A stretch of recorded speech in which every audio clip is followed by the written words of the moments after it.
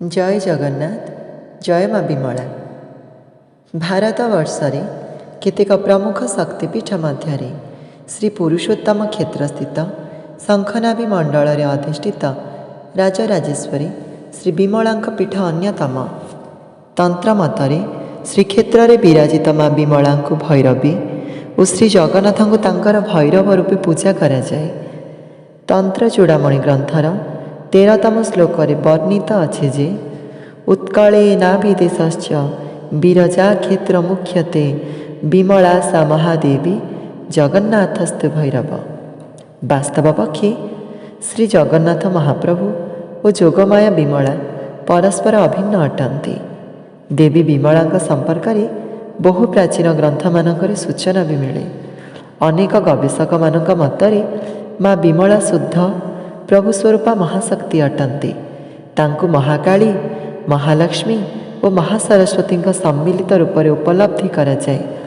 सेहीपरि देवी भागवतरे 108 शक्तिपीठर वर्णन कहुई एकाम्र पीठे संपृक्ता देवी सा कीर्तिमत्यपि गया या मंगला पोक्ता विमला पुरुषोत्तमे। एथिरु जना जाइछि जे श्रीमंदिर रे अधिष्ठित विमला को एक महाशक्ति अंश रूपे ग्रहण कराए। शाक्त सिद्धांत अनुजाई जीवर सीमित भावात्मक अंश रूपे ग्रहण कराए।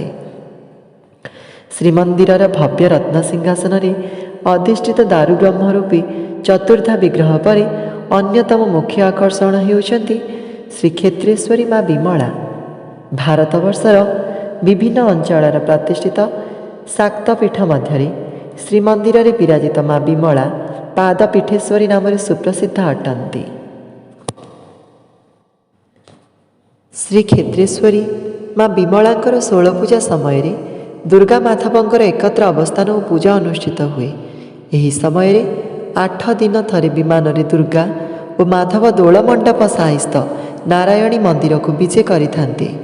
सेठारे से बंदापना, मांडव भोग इत्यादि कराए। चतुर्भुजा माँ विमला वास्तव में बराभय दायिनी अटंती।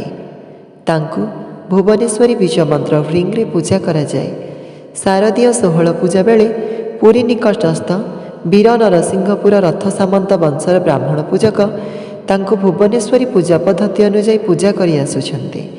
एही समय रे कोठ भोग मध्य शारदीय महापूजार रोषरे निर्मित हेउथबा स्वतंत्र विमलई पिठा, गजा मंडा, मुआ और थाली खेचेड़ी मणोही रे बढ़ा जाई 16 उपचार रे पूजा करा जाए।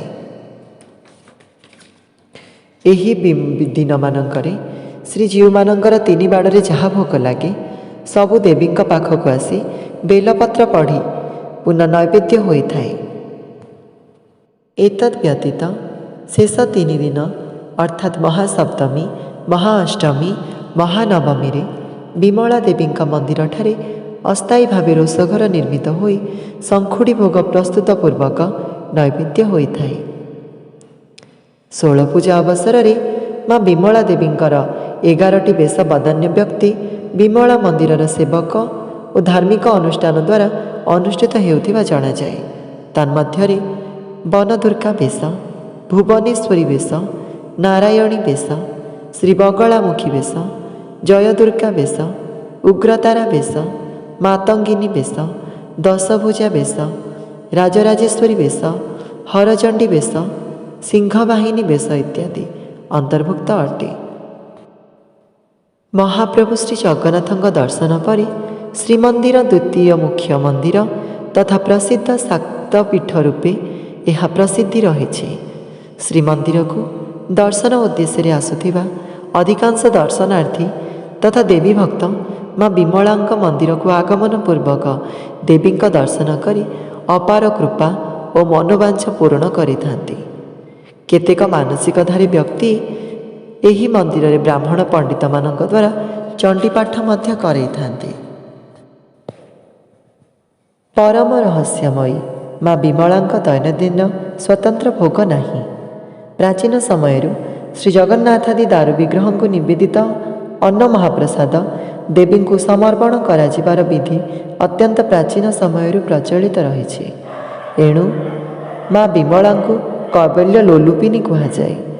परंपरा क्रमे श्रीमंदिर केतेक सुआरगढ़ सेवक और लोकनाथ मंदिर सेवक मैंने पाଳି अनुजाई माँ विमला ठाकुराणी सेवा पूजा करिथांती। माँ विमला हेउचंती परम कल्याणमयी भक्त मनोवांछा पूर्णकारिणी। माँ विमला दर्शन करले भक्तर समस्त अभीष्ट पूरण होता है। जय जगन्नाथ। जय माँ विमला।